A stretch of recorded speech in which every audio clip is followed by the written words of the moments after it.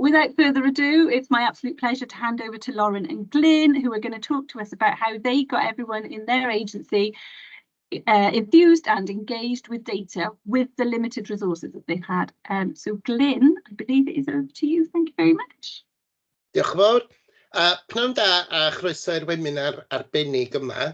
Glyn Hughes ydw i, a dwi'n dirprwy bennaeth cyfathrebu yn asiantaeth archwilio mewnol y Llywodraeth, sef y GIAA. Diolch yn fawr i Data Cymru am y fraint o gael bod yma heddiw i gyflwyno fy nghydweithwraig, Dr Lauren Petri.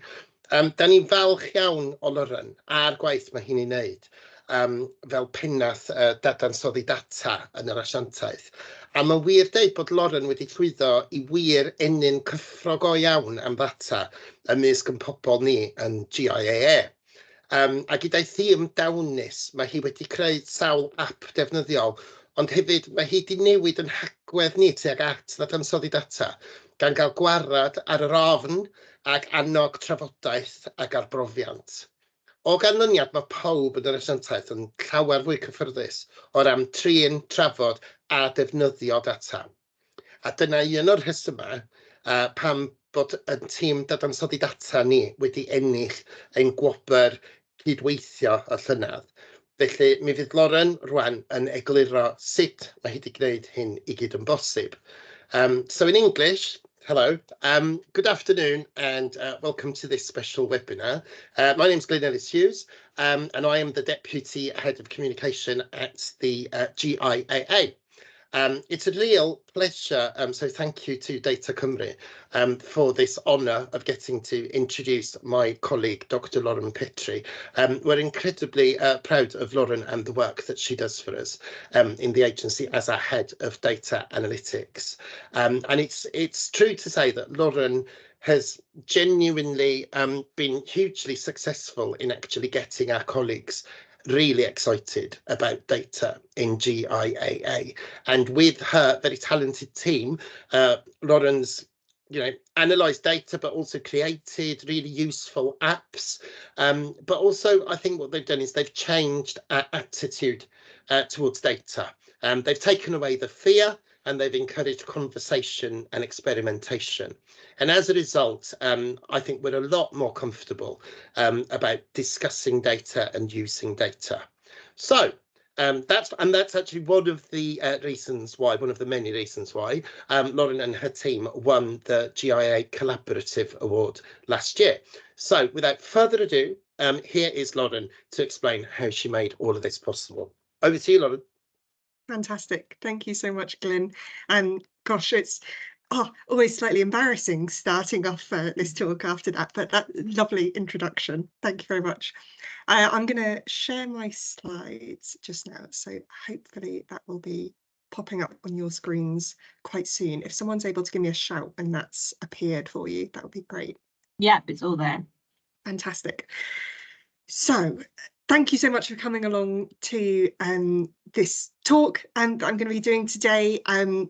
As Claire mentioned, we have set up in GA a data analytics team, which I head up, and we have tried really hard to embed data analytics into everything that we do. So hopefully I'm going to be able to share some of the initiatives that we've introduced that might give you ideas and inspiration for how you can do that in your organisation. So I'll talk a little bit first of all about who GIAA, the Government Internal Audit Agency, is, and actually what internal audit is, because I have to admit, before I joined the agency, I didn't really have a clear idea, so I never expect anyone else to. I'll talk a little bit about some of the initiatives that we've developed to embed data analytics within our organisation, some of the lessons that we've learned from doing that, and also talk through and give you a demonstration of some of the tools we've developed to help everyone use advanced analytics in their kind of day-to-day role. So what I will say, first of all, is that the Government Internal Audit Agency is a relatively small organisation as far as government departments go. So it's around 450 staff, but I'm conscious for some organisations that's a huge number, and for other organisations that's absolutely tiny. But to give you kind of a sense that most of those staff are auditors. So they're very good at looking at kind of evidence and interviewing people. And they have some maybe experience of dealing with data, but not loads. Some of them are great at Excel, others of them are less confident with it. And so that's our kind of base starting point. And having that kind of size of organisation has some blessings in that it's really easy to get to know all of the senior management and build relationships. But it's also got its curses when you've got a really small team and you're trying to do everything from basic data analysis and statistics through to generative AI, machine learning and data engineering. So our key aim has really been to try and provide something for everyone at all levels to engage with data. We're absolutely not expecting everyone to be doing complex coding, but what we really want is for those people that deal with some data, which realistically is most people in most roles, but we want them to feel comfortable in their abilities in using, interpreting and asking questions of data, because we think that has huge benefits for the organisation as a whole. So GIAA, Government Internal Audit Agency, was established in 2015 as an executive agency of the Treasury. It provides internal audit and counter-fraud services to 15 of the 17 central government departments, and then around 130 executive agencies, arm's length bodies and other government organisations. And the organisation itself is around 450 full-time equivalent staff, as I mentioned, and we produce around 2,000 audit and counter-fraud reports each year.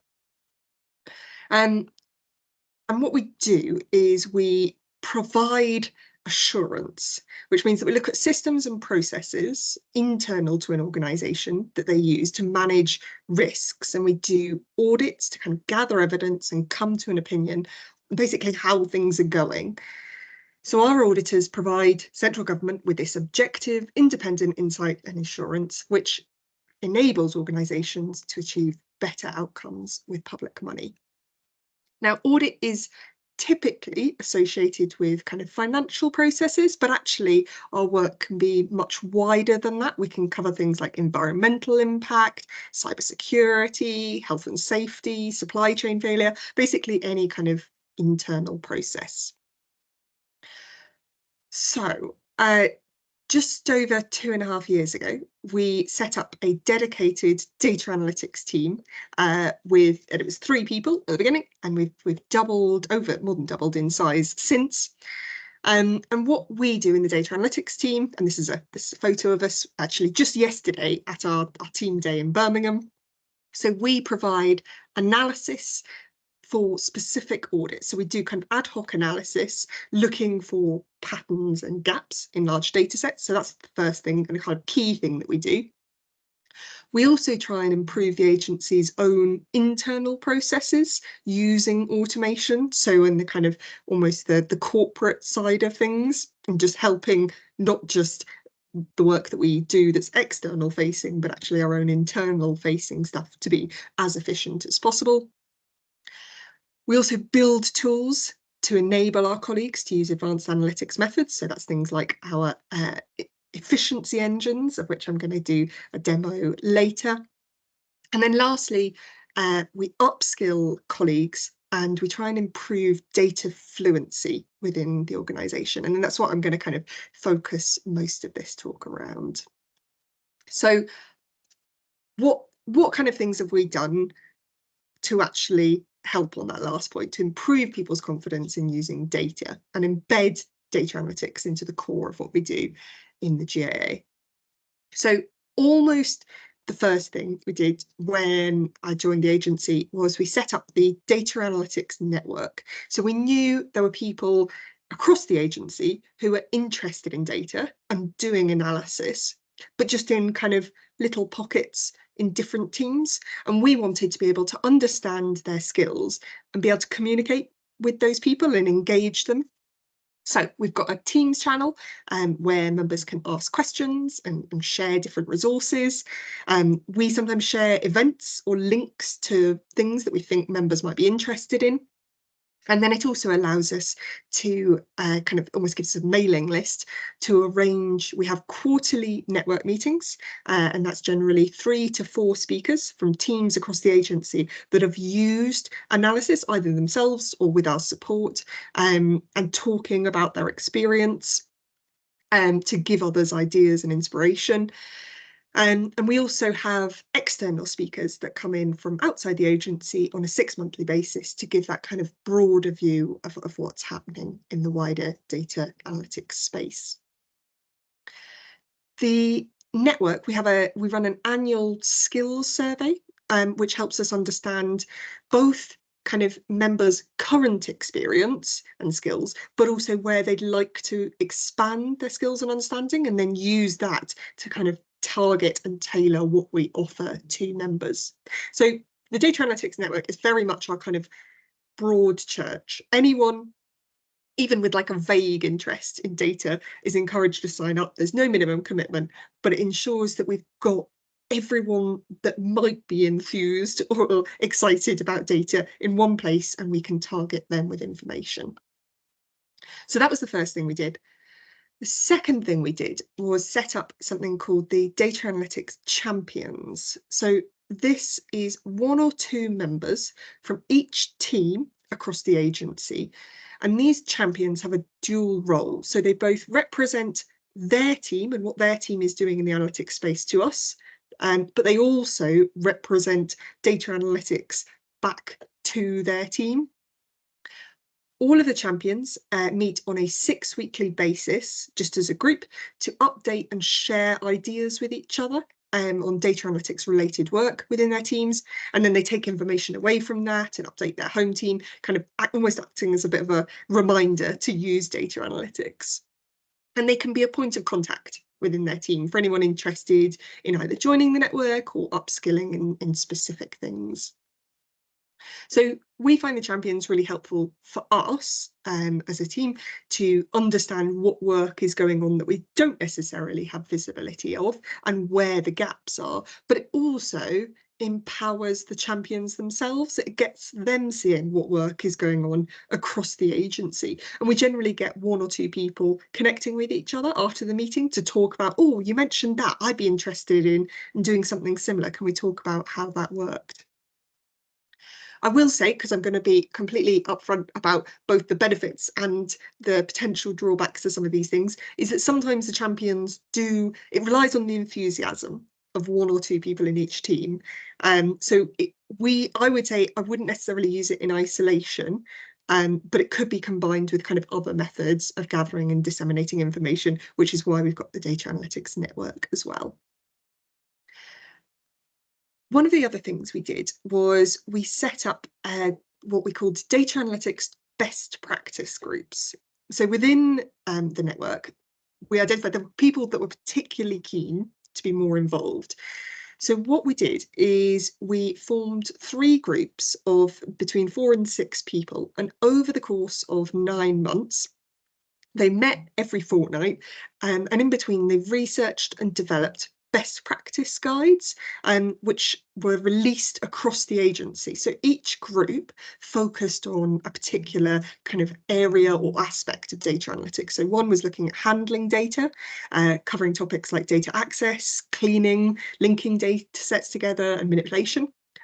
Another group was looking at representing data, so thinking about how can you summarize data, basic statistical analysis, as well as data visualizations and building dashboards.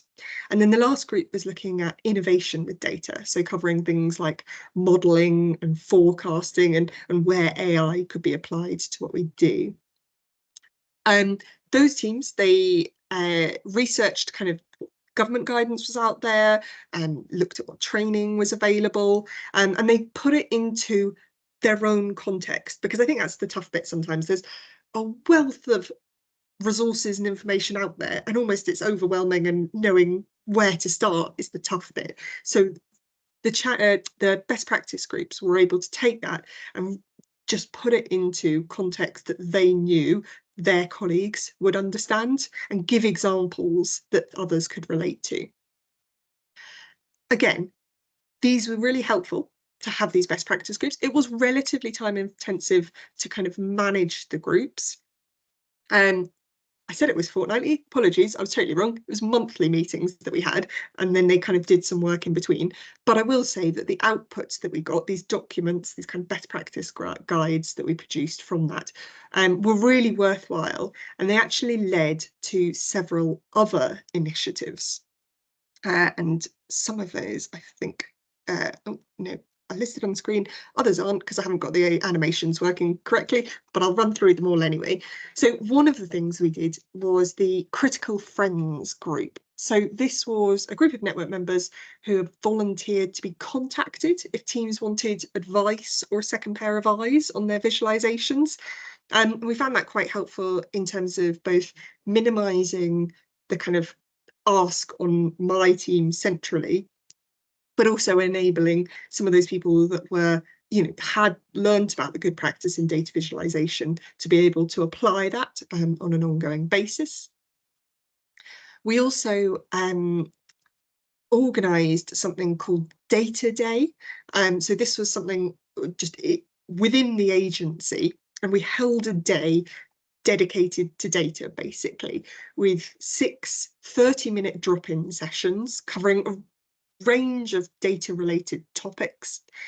Things like we had an Excel masterclass, we had various things around AI, and we found nearly half of colleagues attended one or more of those sessions on the day, and then loads more colleagues have watched the recordings that we made available for people to catch up on afterwards. And we got really great feedback from users on that, and we're just in the process of organising another one for this year.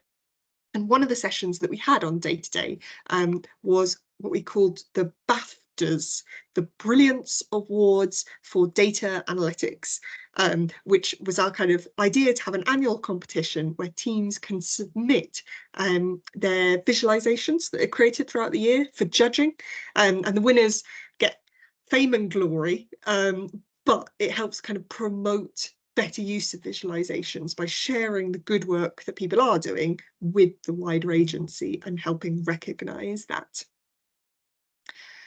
The other thing that came out of the data analytics best practice groups was some data visualization training. And so from the best practice guidance that we put together, we then kind of pulled that out into a 1-hour training session, a kind of interactive session that we've run with various different teams across the agency on best practice in using charts and tables, and also make them work through some examples with their own visualizations. So they get to critique other people's visualizations first of all, and then we get them to kind of apply the lessons they've learnt to their own and think about how they can improve what they're doing. And we're planning to roll that out more widely. Some of the other things that we've done, we have oh, there's Data Day, sorry, okay, sorry, I'm all over the place. Some of the other things we've done, tool specific training. So we started off with a kind of an online learning platform to allow a kind of training portal to allow some of the network members who wanted to learn coding.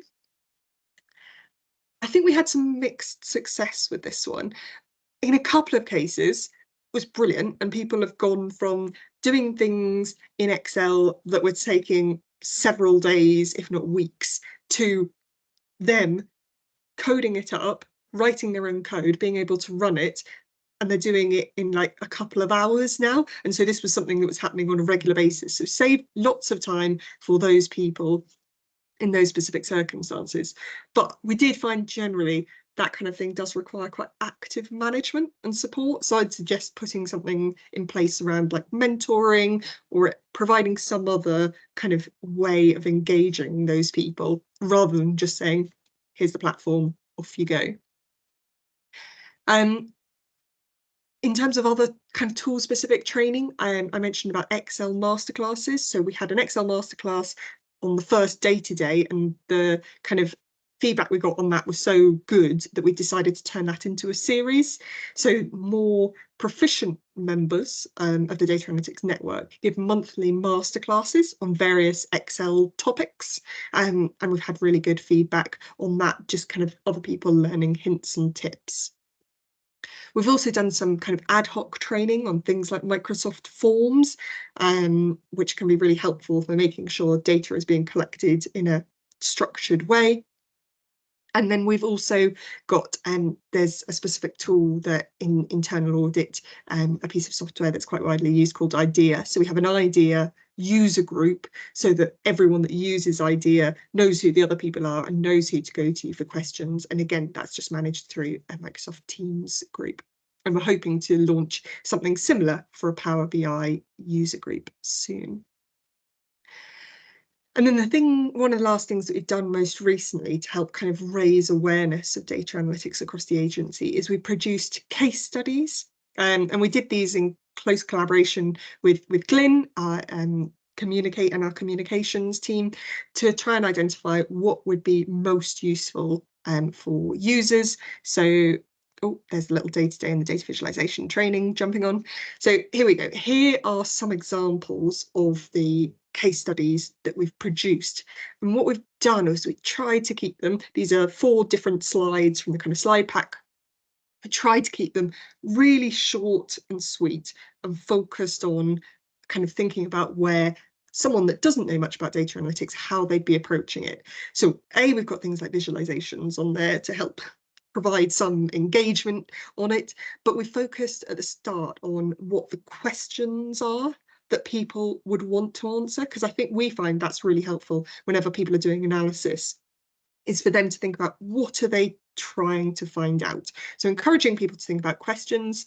Then we've got a section of what kind of data, what the data looked like. So be that in some cases just like standard tables, but in other cases lots of documents or like a calendar. What we were able to do with that, and then what the outcome was. And we've had good feedback on these, and we've gone to present them to teams, as well as having like a full pack available on our intranet page. So in terms of what we've learnt from all of this, well, has it worked? Well, I think yes. So as Glyn mentioned, our team was nominated for and won our agency's collaborative award for the work that we've done with teams. We've worked with pretty much every team across the agency, and we have kind of good name recognition within that. And we continue to get both kind of new and repeat customers, with demand for our services still growing. And we've been really lucky to have good support from our senior leaders, including our Director of Innovation, who really champions what we do. And as part of our kind of audit engagement, we regularly talk to directors and deputy directors about their work on a one-to-one basis. And then we often come along to their team meetings and encourage them to cascade information down. One of the kind of most helpful things, I think, throughout all of this is having really close links with our comms team. So they've been really helpful in identifying the best way of promoting these initiatives and products. So that can be things like internal and external blogs and news items, arranging for us to appear on our kind of CEO webinars. So really finding ways that we can promote and reach as many people as possible with our work. One of the things is around kind of what are the drawbacks, is almost where do you draw the line? So when you've got limited resources, a kind of relatively small team, it can be difficult to know how to allocate time on your kind of our core work, which for us is doing these projects or kind of ad hoc projects with audit teams and also developing tools. So how do we balance that versus this kind of almost outreach work and promotion work? So my general feeling is that I think people don't spend enough time on promotion. There's almost this kind of curse of knowledge where it's easy to think everyone knows about it already just because you know about it. So I would say keep banging the drum about the great work that data analytics and the kind of benefits of data analytics to your organisation. And also the other thing that we've kind of, in terms of drawing the line that we've had to think about, is what it's easier to keep within my kind of central team, and what is easiest to, or most helpful to, kind of outsource to the data analytics network or the champions. So where do we try and upskill versus actually where do we take on work from others? And we're trying to balance that in terms of working out where things are too time consuming to outsource and where we think we can add more efficiency. But that's an ongoing kind of conversation that we have within the team. What we've tried to do is just use what we do as an opportunity to upskill and get as many people as possible feeling confident with using data, and having that kind of cascade out through both our enthusiasm in dealing with data, but also taking advantage of where others have enthusiasm about data as well and drawing them into the conversation. So what I'm going to jump to next is a demo of some of the tools we've developed. So this has been one of the things that's been really helpful for us to demonstrate to people what the potential is for data analytics. So it's not just about crunching dry numbers, but actually being able to provide interactive tools that users can engage with means that rather than us just doing a piece of work and handing it over, actually there's an ongoing conversation around it. So if I share my window, and hopefully you're able to see that. If someone could maybe give me a shout if you can see that. Yes, I can see a thumbs up. Fantastic. So this was one of the first tools we developed within the agency, and we called it our insights engine. And what it does is it enables users to analyze large volumes of text. As you can imagine, with producing 2,000 audit and counter-fraud reports each year, there's loads of documents that are both being analysed and also being produced. And at the end of the year, each departmental team has to kind of summarise effectively all of the learnings that have come across the audit reports in their area, and that can be kind of hundreds of audit reports. And so what we wanted to do is provide our teams with a tool to help them, rather than having to read through documents manually and try and jot down notes on what best practice was. We wanted to provide them with a tool that would allow them to kind of pull out those themes more easily and find things within different reports. So hence we developed our insights engine. Front page has got some guidance around it. Main functionality is in this Analyze tab. Now, I can't show you any of the inputs that we've got from audit reports. So what I will do is load up an example input file, which when it loads in is the text from the rainbow books, so the government guidance books on various aspects, so green book, magenta book, rose book, aqua book and orange book. And what you can see on the table on the right hand side here is each row in the table is a paragraph of text from one of those books. So you can read the paragraph of text itself. It's also got information about where that text came from. And these are all clickable links as well. So in this case, this goes to the gov.uk page for the aqua book, but in our case, this would go to the audit report itself. And there's some metadata around it. So the kind of year it was produced, who produced it, as well as this column called sentiment.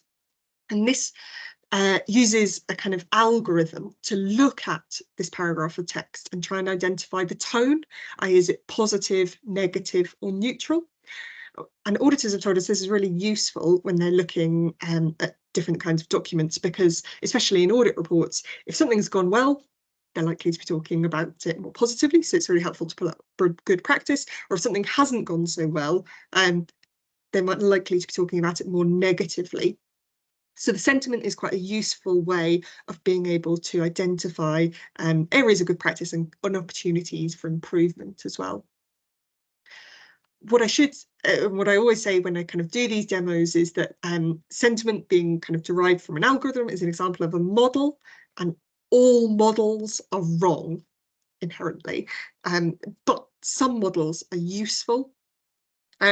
So what users can do is they can kind of use things like sentiment as a kind of indicator, a starting point, just being able to kind of give a first pass and whittle down, right, where are the potential areas of good practice, potential opportunities for improvement, is more helpful to have that starting point than just be starting with a blank slate. So theoretically, users could just read through a paragraph of text like this, and that wouldn't be any really additional value above reading the reports themselves. But what you've got on the left-hand side here are filters that allow you to filter to specific books. So at the moment, we've got 2,000 odd paragraphs of text from all of these books, but I could filter to just the 190 paragraphs of text from the Orange book, or the 500 odd paragraphs of text from the Orange book and the Aqua book. And then you can combine filters. So for example, I could look at the negative sentiment paragraphs from those two books. And this one's, say, talking about the complex and varied issues with which civil servants grapple and the difficulties with the Intercity West Coast franchise and quality of analysis being scrutinised. So it helps users kind of hone down on which paragraphs of text they're most interested in. They're also able to search for specific terms. So I could search for the word model, and it'll bring back all of the paragraphs of text that contain the word model across all of those documents and highlight them in yellow. You can look for multiple search terms. We've got 119 paragraphs that contain the word model, or you can look for 178 paragraphs that contain the word model or assumption in there, or we can filter it to, there's some search options here just showing results that contain all search terms, so you've got 5 paragraphs. So that can be really useful if users are wanting to look at where things appear in conjunction with one another.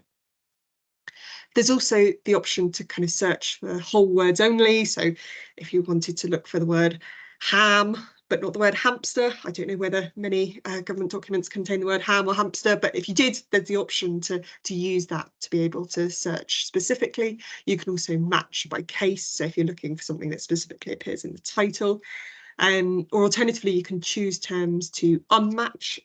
So if I search for the word civil, there's lots of references to civil service and civil servants, but maybe you're not interested in those particular references to civil service. So I can unmatch on civil serve, and now I just get back the references to civil engineering and civil contingencies. So lots of options to help users find what they're looking for in particular documents or in text more generally. The other thing that we've implemented within the Insights engine is the ability to add or show comments. So this adds a column into the table here, which allows users, when they kind of identified maybe a paragraph that they think, oh, that's particularly useful, or I want to come back to this later. Maybe it's an example of good practice. They can write a comment in, and then even once they've removed the search terms or the filters, that one was right at the top anyway, but they can just filter to those paragraphs of text that they're interested in, that they've added comments on, and come back to those later. So that's the kind of basic searching and filtering functionality that we've got to help users understand text. But we wanted to go a bit further and help users actually get additional insights into what's being said. So we've got this common words and phrases tab, and what this does is it produces a classic word cloud, but also charts showing the most common words and 2- and 3-word phrases within the documents. So just to allow users to get a kind of understanding of what's there. Each of these could then be used as kind of search terms. You could say type in knowledge assets and it'll bring back all of the paragraphs of text that contain the word knowledge assets.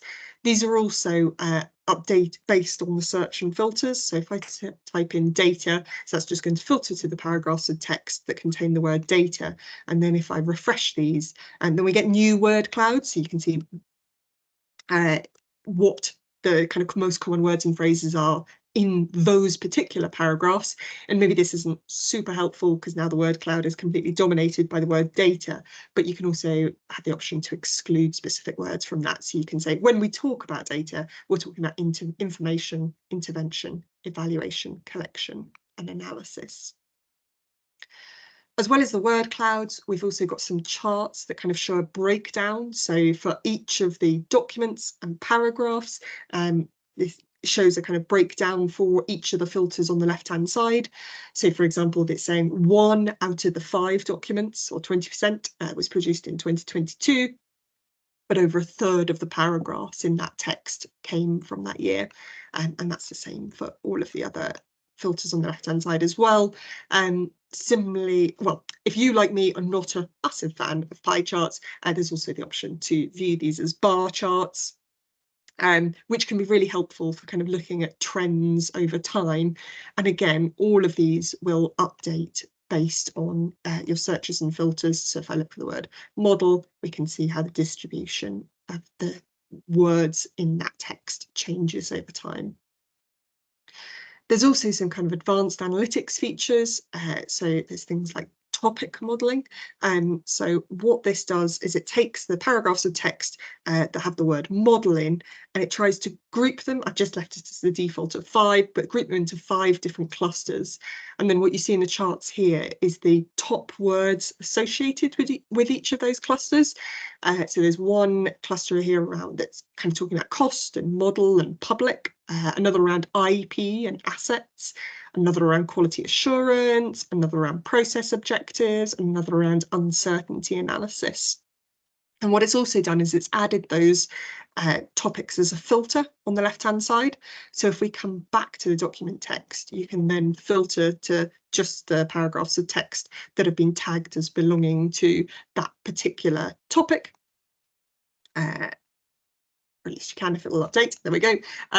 So you could then just read through those paragraphs of text that are related to that topic, or you can use the document summarization, and this is relatively basic document summarization, that just extracts the sentences with the kind of key information from your paragraphs of text. So the idea being that if you could read these, and then that would give you a sense of what's in the full document text. So that's one of the tools we've developed to help analyze text. So what we're trying to do is encourage our users to think about data as not just being numbers. We do a lot of kind of statistical analysis, but that's, people generally know what to come through for us. But we hope that by producing tools like this, we can actually enable people to think about text and words as data as well, and think about the ways in which they can get additional insights from that. So that's our insights engine. That's one of our tools. Another of our tools is our risk engine. So this tool uses generative AI. So we use a kind of secure private version of the GPT models. And what this helps, whenever our auditors start an audit, they think about what are the risks associated with a particular business process, and come up with risks that they can then test against, see what controls are in place to mitigate those risks. So the tool itself prompts users to input a particular business objective. So for example, for my team, that might be we want to use AI safely and securely, and then they're prompted to choose a risk category. So we could look at that from a kind of commercial perspective or a fraud perspective, or we could look at that from a kind of strategic or technology perspective. I'll just leave it as any for now.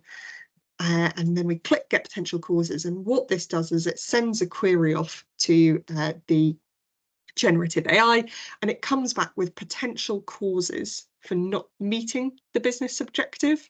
So it's come up with things around lack of AI ethical standards, insufficient AI expertise. So these are the things that might stop us from being able to use AI safely and securely.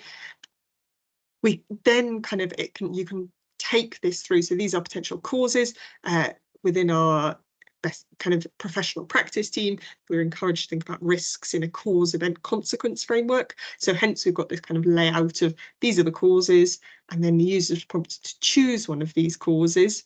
So maybe I'll choose insufficient AI expertise, and then think about what are the potential events resulting from that. And similarly pull that through into then what could be the consequences from that. So if you have insufficient AI expertise, and the user or whoever's using the tool can think about actually which of these is most appropriate for the particular risk that I'm looking at. And so maybe it could be around bias and discrimination, and then they can pull that through and look at what the consequences of that would be. So we've effectively, what we've done here is almost put a kind of front end onto a secure version of ChatGPT, so allowing our auditors to access the efficiencies and almost using this as a brainstorming tool to help them think more broadly about risk, but still using their expertise and judgment and the context that they know about to produce and to choose and narrow down onto a risk that's relevant to their area. The last tool that I'm going to show you, which is just in the final stages of development, and we're very excited for it, is our writing engine. So what this is similarly, it's almost a kind of front end for a generative AI model. And what this does is it allows our users to take the notes that they've written as part of an audit, as part of their fieldwork, their test conclusions, and summarize those up to create a first draft of their kind of final report. And we're very clear that this should very much be used as a first draft. This won't ever be good enough to create a kind of report that could go out immediately. But what our auditors tell us is that this is really helpful just to kind of get over that almost blank page anxiety. So, oh, where do I start on writing this report? Well, you've already got loads of information. It's just almost too detailed. So let's pull out the high level messages and the summary of that to give you a starting point for what you might want your report to look like. So I can't again show you one of our audit reports, but what I can do is some of the other functionality in here is you're just able to paste in text and be able to see to either create a summary of that text or be able to ask questions around what's in that text. So what I'm going to do is I'm going to paste in some text from a fictional meeting, that this is the meeting agenda for that meeting. And what I'm going to do is I'm going to ask the tool, I'll ask it to answer my questions or follow my instructions. So I'll say, this is an agenda for a meeting with internal audit leaders. Write a summary of the agenda suitable for an email in a format using several paragraphs. And what I'll do is I'll click submit, and similarly it kind of sends this information off to our secure version of GPT, and it comes back with an output. So, dear colleagues, I'm writing to provide you with an overview of the agenda for the upcoming meeting with internal audit leaders, intended to provide an opportunity for us to discuss various topics that are relevant to our profession. So it's produced a kind of, again, a starting point for the email itself. And then you can also use it to answer specific questions about the text. So I might want to ask, what is Ian presenting? And below if come up with the answer, Ian is presenting on artificial intelligence and other innovations. So with looking at using this both for our kind of internal audit reports, but also to help our auditors with analysis of large volumes of text more generally, being able to kind of feed in lots of documents and then ask specific questions of it, as well as things like, actually, can we take interview transcripts and be able to create a kind of summary of the meeting notes from those. So there's lots of opportunities in this space to be able to use these tools that we've developed. One thing I forgot to mention when I was talking about the Insights engine is that although we started off using it for internal audit reports, and I showed you a kind of example where we were using it on other documents, we've actually found, we realised quite quickly that there was a lot of wider opportunity for that. And so we've used it on things like consultation responses and free text responses to surveys, various different documents and board minutes and things like that. So yeah, I'd encourage you to kind of think about how tools like this could be used to help improve the efficiency of analysing that kind of text. And with some of our tools, with the Insights engine and the Risk engine specifically, we're actually making those available to others to use, so that rather than everyone having to kind of build from scratch, we can provide that platform and allow others to use it. And we just do that in terms of, like, you know, we're not kind of making profit or anything from that. It's just we're asking people to cover our costs for providing that. So hopefully that's given you some ideas for extending your reach of data analytics across your organisation and improving data fluency. And I'm happy to take any questions, and thank you for attending. Thank you so much, Lauren. That was excellent. I didn't say it at the introduction, but I saw Lauren present a very similar talk a few months ago. I think it was probably last summer, actually. And I was so inspired by a lot of the messages and a lot of the work they've done, particularly from in that instance, it was around the initiatives and some of these ideas. And I'm equally inspired today. We've been thinking as an organisation about doing things like Excel class, masterclasses, back on my list already right now, and I love the idea of the BAFTAs, especially the name. Brilliant. And then it's also obviously really useful to learn about the tools as well. I was going to ask whether they are available for others. I mean, I know the answer, we've talked about that, but it'd be useful for others, but you've answered that already. So if any of you guys do have questions, I mean, there's a couple of comments that are just in awe of what's been said. One question we do have, I don't think it's necessarily a serious question, but I'll ask it anyway, is the idea here to lure colleagues into data with useful time-saving tools? Absolutely. So I think when we've kind of tried to think about things, we know that for some people data analytics can be a scary sounding thing, and that people don't even know where to start. So we're hoping that kind of building these kind of tools, as the kind of questioner says, almost gives us a nice way of introducing people to us and our team and the kind of things that we can do, and increasing efficiency of what we do as an agency while helping our colleagues do that in a kind of responsible and secure manner.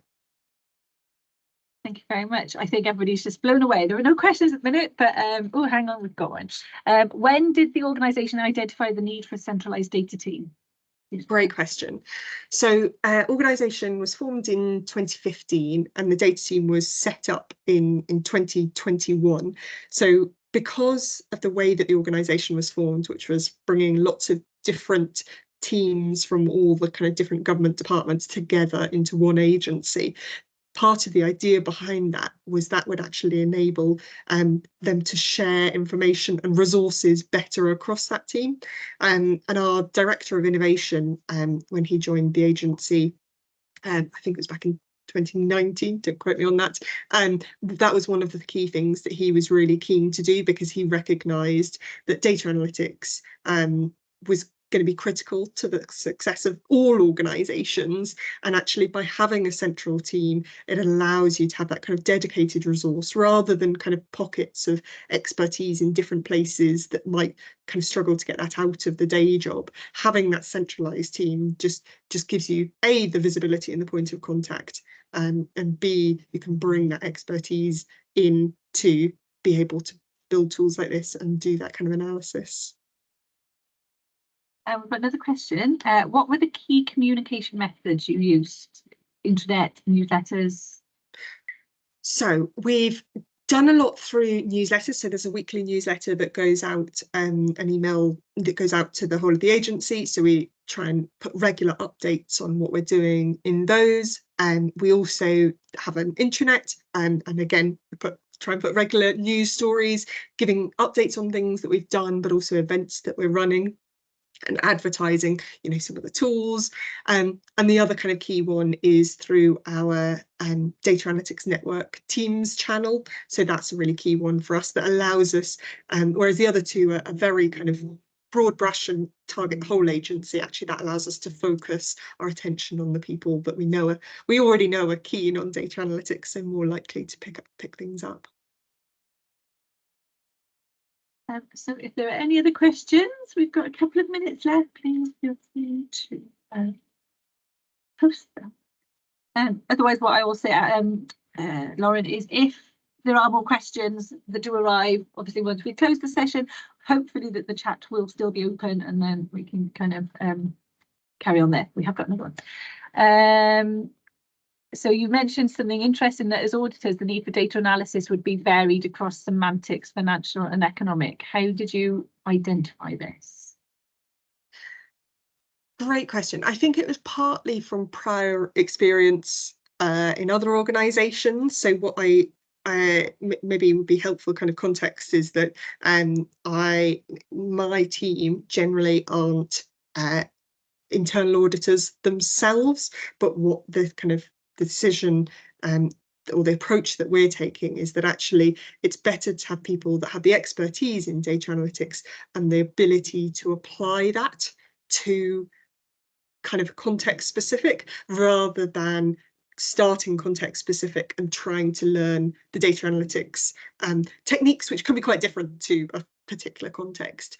So what we've then done is really kind of undertook, and especially more recently, a kind of intensive like talking to lots of different teams across the agency and identifying what are the pain points for you. Essentially, if it's dull or boring or repetitive for you, it's perfect for data analytics. And so we try and kind of spread that message a lot, that, you know, those are the kind of things that the computer can do really easily. And then through taking those where we have done work and producing case studies, hopefully sharing that more widely across so that other people know what we can do. How many people enter the BAFTAs? It's a really good question, Mark. Great question. So I think last year, which was the first year that we ran it, we had about 15 entries for the BAFTAs, and they were all great, but we're planning to build on that this year and have more entries. And what we did is we showcased the short list as well as the long list, so that more people were kind of aware of what we were doing. And was it you and your team that were the judges? I'm going off on this. I'm just interested. So we had a mix. We had some people from my team and also some of the kind of enthusiastic members of the data analytics network. So we had our director of innovation as well to kind of add some of the sparkle. Brilliant. Okay, we've got another question. What would you say is the percentage split of your team's workload between the doing of the analytics and then the building of capacity? Great question. And yes, because it's very much it is one of our kind of key pillars, but actually we've recognised that the analytical work that we do has got to be our kind of primary focus. So I would say it's generally, we maybe spend 50% of the time on supporting specific audit projects. We spend about 40% of our time on developing tools that we think can help improve efficiency, and then about 10% of our time on the building analytical capability and the kind of confidence and data fluency side of things. Thank you very much. I suspect there will be more questions, but we are almost at time, so I will round it off there. Like I say though to everybody, if you have got more questions, send them through, and I'll either send them off to Lauren and we'll get responses, or maybe you can have a look at the chat afterwards if there is anything else that comes through. But really and truly, it just remains for me to say thank you ever so much to both you and Glyn, obviously, for his fabulous introduction. And thank you all for attending, and we hope to see you next time. And I will remember to